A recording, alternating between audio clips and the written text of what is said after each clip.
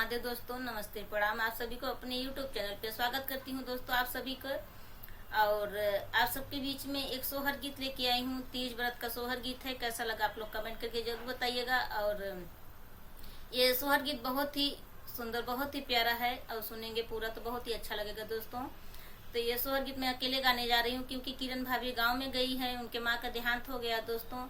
तो गाना नहीं गा सकती 1 महीने तक, तब तक मैं अकेले गाऊंगी दोस्तों। और तब तक आप लोग किरण भाभी को, हमको भी आप लोग सपोर्ट करें। किरण भाभी का ढेर सारा प्यार आशीर्वाद दीजिएगा आप लोग और उनको सपोर्ट करें। जब आएंगी किरण भाभी तो फिर वीडियो बनाएंगे, तब तक आप लोग सपोर्ट करिए। आप सभी को धन्यवाद दोस्तों। आइए सुनाते हैं, कैसा लगा जरूर बताइएगा आप लोग। शिव और गौरी के पूजब गाई के भजनिया त गाई के भजनिया हो। सखी भूखब हम तीज के बरतिया तया पाने सा जन बिना पाने पिया बिना हो। सखी भूखब हम तीज के बरतिया तया पाने साजन बिना हो। भंगिया धतुर बेलपातैया त शिव के चढ़ाई शिव के चढ़ाई हो। सखी गैया के दूधवा मांगाई शिव के नहवाई हो। सखी गैया के दूधवा मांगाई शिव के नहवाई हो। मलिया से फूलवा मांगाई गजरा गुछाई गजरा गुछाई हो। सखी गजरा हम गौरी पही नाई पूजन कराई पूजन कराई हो। सखी गजरा हम गौरी पही नाई पूजन कराई हो।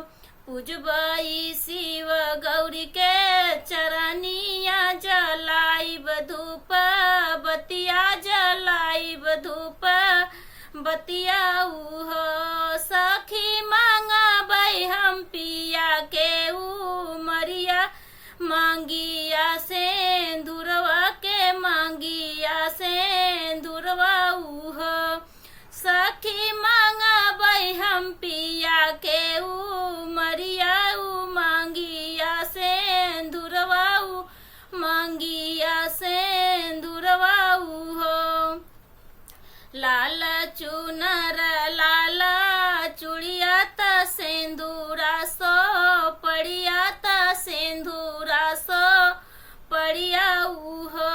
सखी जन्म जन्म के सुहाग मंगना हम मंगबई मंगना हम मंगबई हो। सखी जन्म जन्म के सुहाग मंगना हम मंगबई हो। खुश होई के आई है शिव गौरी त देई हैया सिसवा त देई हैया सिसवा हो। सखी जुग जुग जियई मोरा ललना तया मारा से दूर होई मारा से दूर होई हो। सखी जुग जुग जियई मोरा ललना तया मारा से दूर होई हो। शिव और गौरी के पूजब त गाई के भजनिया त गाई के भजनिया हो। सखी भूखब हम तीज के बरतिया तया पाने पिया हो बिना पाने सजन बिना हो। तो आप लोग को ये सोहर गीत कैसा लगा कमेंट करके जरूर बताइएगा दोस्तों। मिलते हैं अगले वीडियो में, तब तक आप सभी से हर हर महादेव, जय श्री राम।